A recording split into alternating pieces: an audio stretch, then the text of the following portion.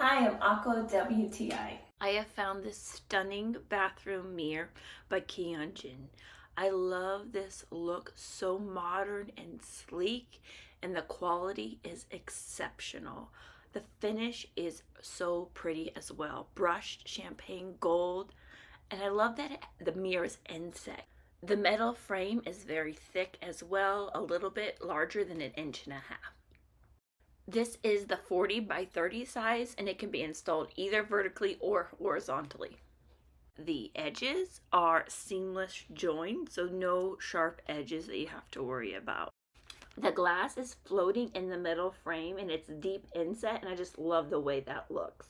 The mirror itself also is very clear. There is no distortion whatsoever. The installation process was very easy. This uses a French cleat method. I really like that it's a little bit more secure than the traditional keyhole and very user-friendly. We just simply attached the cleats to the wall with the screws and anchors that were provided. And then on the back of the mirror, there is a lip. So that grabs onto the cleats on the wall, so it feels really secure when you're mounting it. I lifted it up, simple as that. It grabs onto the back cleats, and there you go. Besides just being a really beautiful mirror, the installation was so easy. So overall, a great product.